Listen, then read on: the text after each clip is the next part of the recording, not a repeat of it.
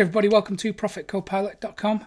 My name is Mick Meaney and I've just had a really interesting email from someone, so I thought I'd share it with you. Obviously, thanks to the new regulations and stuff, I can't share personal details, which is probably a good thing. But anyway, I've received this email and I thought I'm going to answer it directly to them, but also to you because it's a question that I receive fairly often. And funnily enough, I was actually talking to Cam Jennings about this a couple of days ago.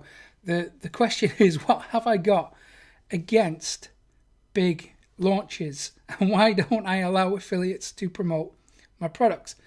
Okay, first of all, I do allow affiliates to promote my products. I just don't allow every affiliate to promote my product. So if I know who you are and if I know that you treat your list with respect and you don't promote just any old junk just for the sake of getting a sale, if you try and match the products to your email list's need, then sure, you know, me and you will, as an affiliate, you're going to get on really well with me and I will get on well with you because we have the same values. And that's really important in this thing, that we have the shared values. So first of all, I do accept affiliates, just not from everybody. If you're a churn and burn marketer, you know, we're on different ends of the spectrum there, and I'm happy to miss out on sales as a result because I've been through that thing. You know, a few years ago, like maybe what year were you? 2018 now. So I launched my first information product in 2009. I didn't have a clue what I was doing. I didn't have any affiliates behind me. I didn't have an email list, none of that stuff. And it still did amazingly well, like 5 figures, you know, really quickly. And I thought that was it. I cracked the code. Obviously, things don't work out like that, but not long term anyway. But what happened was I launched my second product. It fell flat on its face. It didn't work. I just made a few $100s from it, and I couldn't figure out why.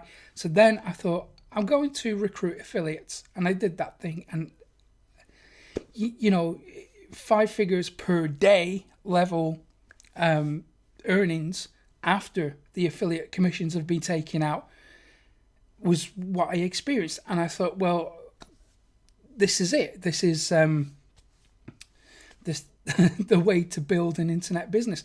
But what I found was, as good as all that was, it was a trap. I was relying on affiliates to promote me and sustain my business. And if they didn't promote me, then I was in trouble. So as soon as I realized this, and I took the money that I made from those affiliate sales and I was sensible with it. I thought, okay, this is not a sustainable way to run a business. So let's start again. Let's go from the ground up. But this time, only allow the affiliates that I want and the affiliates that I have some kind of connection with to promote my stuff. And I don't need to make $10,000 a day or $20,000 a day. You know, I'm happy to not make that if it means that my products are being sold with integrity. So you know what it's like. Some affiliate marketers will make up any old rubbish just to get a sale. And that's the stuff I want to stay away from. And I think if you're sensible with your products, that's the path you will take too. Because what happens is some of these affiliate marketers will make all kinds of promises. This product will make you super rich. It will get, you know, it will change your life dramatically forever. And of course, people are going to buy that. Right? And what happens when they go through the product? It's not what that affiliate marketer promised. So they're unhappy. They obviously ask for a refund, rightly so. And from my point of view, as the vendor, the product creator, I'm left confused, you know, because the sales page that I wrote it, didn't mention any of that hypey stuff. So why why is an affiliate marketer making all kinds of promises in the email that they send out? It's just to get the sale. And they don't care about the end customers. They don't care about the reputation that they're building. They just see the dollar signs and they will squeeze that list for all it's worth, and they don't care about the damage they do. So for that reason, I stay away from big product launches. I like to just have less earnings, but the right kind of earnings. So I end up working with the right kind of students. And these are the people who understand what it takes to build an internet business. They understand that it's going to take persistence, hard work, dedication, and discipline. So I've just got another email as I'm doing this. So okay, that's why I don't do the big product launches. That's why I am very selective about who I allow to promote my stuff. And I think if you're sensible, then you will too. Because one thing I've noticed, when you have a big launch and you make the 5 figures every day, say 2 weeks, what happens is your earnings go obviously through the roof. But so does the customer support issues. Now, excuse me. Now, if you're like me, you don't want to outsource your customer support issues to anyone else, because the students are buying that product from you for your expertise. So you are the person that has to help them achieve their goals. If they have an issue with the product or they don't understand something inside it, then the responsibility falls with you or with me as a product vendor to make sure that that customer, that student, has the right help and they can overcome that barrier. I don't believe you can do that effectively if you outsource and train people. Not in the same way. So what happens with these massive launches, you get thousands of customers all at once, and then you have like 3 or 4 weeks worth of customer support issues to deal with if you insist on helping your students personally, which I do, because I think that is fair. All my products include support from me personally, and I think that is a selling point.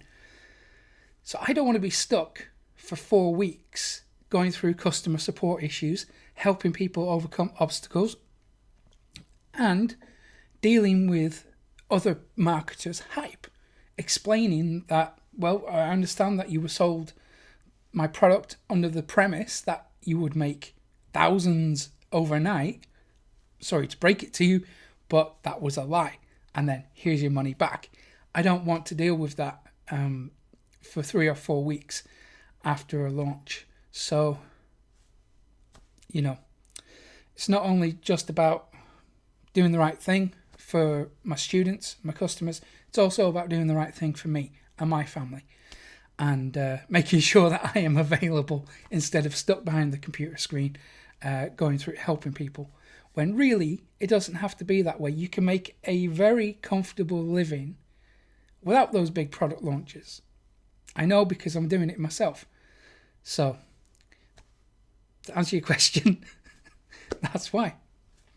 It's just what works for me, I suppose. And I think if you're smart about things, then, you will be selective about who you allow to promote your products to. Because some of these guys are sharks. They don't care what they say. They just want the sale. They don't care about refunds. It doesn't affect them. It doesn't affect, they don't care about their reputation. All they see is an email list full of people willing to buy, and they don't see the people behind those email addresses. They don't see the human element. They just treat them as like a cash cow, which you and I both know that's not a sustainable way to run a business, right?